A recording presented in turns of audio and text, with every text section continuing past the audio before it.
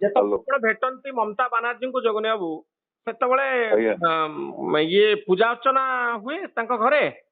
ଆଜ୍ଞା ପୂଜା ଅର୍ଚ୍ଚନା ଜଗନ୍ନାଥ ପୂଜା ଅର୍ଚ୍ଚନା ହୁଏ ତାଙ୍କର ମଙ୍ଗଳ କାମନା ହୁଏ ସେ ମତେ ବହୁତ ଶ୍ରଦ୍ଧା ଭକ୍ତି କରନ୍ତି ମୋତେ ଆଶୀର୍ବାଦ କରେ କଲ୍ୟାଣ କରେ ବହୁତ ଭଲ ପାଆନ୍ତି ଆଜ୍ଞା ମୋର ସମ୍ପର୍କ ଆଉ ମୁଁ ଟିକେ ଠାକୁର ଦେବତା ଲୋକ ତ ଯେତେବେଳେ ଯାଏ ଏମିତି ସମ୍ପର୍କ ଅଛି ରହିଥାଉ ମୋର ଦୁଃଖରେ ପ୍ରଭୁଙ୍କ ଲୋକ ଆମେ ସବୁଠି ଉଚ୍ଚା ମୁଣ୍ଡରେ ଚାଲୁ କେତେବେଳେ ମୁଣ୍ଡ ନିଚା କରୁନି ଯୋଉଠି ଭଲ ସମ୍ପର୍କ ସେଠି ଯାଉ ନହେଲେ ନାହିଁ।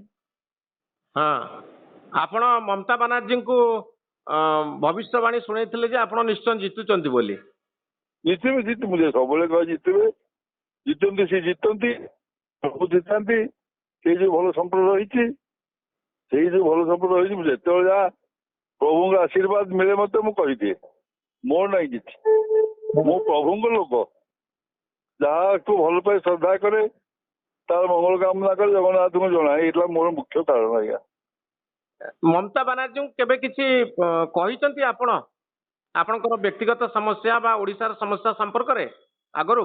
ମୋର ବ୍ୟକ୍ତିଗତ ସମ୍ପର୍କ କେବେ କିଛି ହେଇନି କି ମୁଁ କହିନି ଆଉ କିଛି କି ଆପଣଙ୍କୁ କହିବି ମୋ ବ୍ୟକ୍ତିଗତ ସମସ୍ୟା କେତେବେଳେ ହେଇନି ଆଉ ମୁଁ ଟିକେ ସ୍ୱାଭିମାନୀ ଲୋକ ମୁଁ ମୋ କଥା କାହାକୁ କହେନି ମୁଁ କହେ ଯେତେବେଳେ ଯାହା କହେ ମହାପ୍ରଭୁ ଜଗନ୍ନାଥଙ୍କୁ କହେ ମୁଁ ଏମିତି ଯିଏ ଆସୁ କୌଣସି ଲୋକକୁ ମୋ ବ୍ୟକ୍ତିଗତ ସମସ୍ୟା କିଛି କହେନି ଆଉ ଏବଂ ଏଇ ଯୋଉ ଆଳୁ ବିଷୟ ବୋଲିକା ମୁଁ କହିବା କଥା କହିବି ଏଇ ଯୋଉ ଗୋଟେ ଅଶାନ୍ତି ଚାଲିଛି କାହିଁ ଅଶାନ୍ତି ଚାଲିବ ଗୋଟେ ଯେଉଁ ସୁସମ୍ପର୍କ ଓଡ଼ିଶା ବଙ୍ଗଳା ରହିଥାଉ କାହିଁକି ଓଡ଼ିଶାର ଲୋକ ଆପଣଙ୍କୁ ଭୁଲ ବୁଝିବେ ଖରାପ ଭାବେ ଏଇ କଥା କହିବି।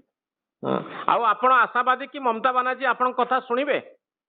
ନିଶ୍ଚିନ୍ତ ଜଗନ୍ନାଥ ଶୁଣିବେ ଆମେ କହିବା ତ ଆଜ୍ଞା ଶୁଣନ୍ତୁ ସେଇଟା ତାଙ୍କ ଉପରେ ନିର୍ଭର କରେ ଆମେ ତ କହିବା ଦୀପଦ କହିପାରିବା ଯୋଉଠି ତାଙ୍କ ସାଙ୍ଗରେ ଆମର ଅଧିକାର ଅଛି ଆମେ ତ ଦୀପଦ କହିପାରିବା ନିଶ୍ଚିତ କହିପାରିବା।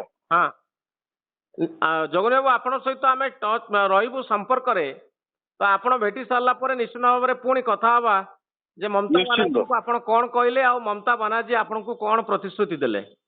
ହଁ ନିଶ୍ଚିତ ନିଶ୍ଚିତ ନିଶ୍ଚିତ। ବହୁତ ଧନ୍ୟବାଦ ଜଗନ୍ନାଥ ବାବୁ ବହୁତ ଧନ୍ୟବାଦ। ଜୟ ଜଗନ୍ନାଥ ଜୟ ଜଗନ୍ନାଥ ଜୟ ଜଗନ୍ନାଥ ନମସ୍କାର।